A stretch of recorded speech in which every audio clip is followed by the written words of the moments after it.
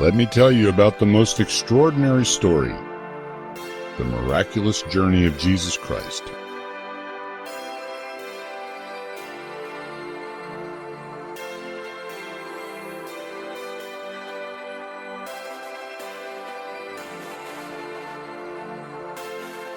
Long ago, prophets spoke of a Messiah who would come to save the world. In a little town called Bethlehem, a child was born who would fulfill those prophecies. His name was Jesus, and his birth was announced by angels to shepherds in the fields. Wise men from far away followed a star to bring gifts to the newborn king. But not everyone welcomed Jesus.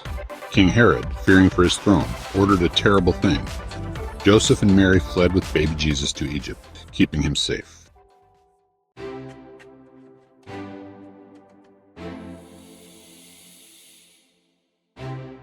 Years passed, and Jesus grew in wisdom and stature, his hands becoming as skilled as his mind was profound. Even as a boy, he amazed the teachers in the temple with his understanding. When he was 30, Jesus began his ministry by being baptized in the Jordan River. The heavens opened, and God's voice was heard saying, "This is my beloved Son."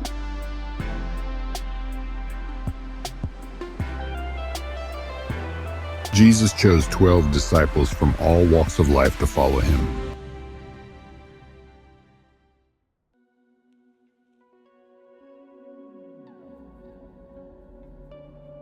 He taught them, saying, "Love your enemies and pray for those who persecute you." Blessed are the peacemakers, for they will be called children of God.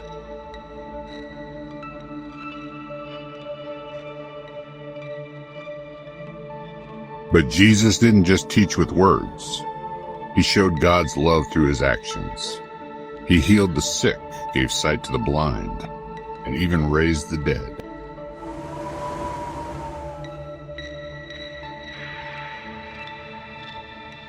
Jesus calmed storms and walked on water, showing his power over nature.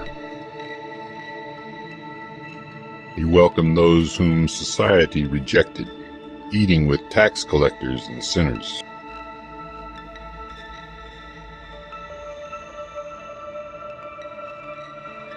Jesus told stories called parables to help people understand God's kingdom.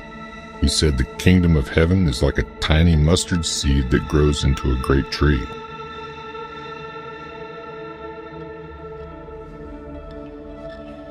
Many people followed Jesus, amazed by his teachings and miracles. But some religious leaders felt threatened by Jesus' growing influence. They plotted against him, looking for a way to get rid of him. One of Jesus' own disciples, Judas, agreed to betray him for 30 pieces of silver. On the night before his death, Jesus shared a special meal with his disciples. He told them, "This is my body, given for you. This cup is the new covenant in my blood."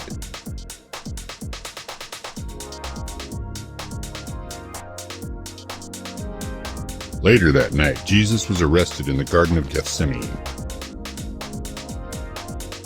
As he died, Jesus said, "Father, forgive them, for they don't know what they're doing." The sky grew dark, and the earth shook, and the earth shook. Jesus had given his life for the world. His body was placed in a tomb. But on the third day, something amazing happened. The stone was rolled away. Jesus had risen from the dead, just as he said he would.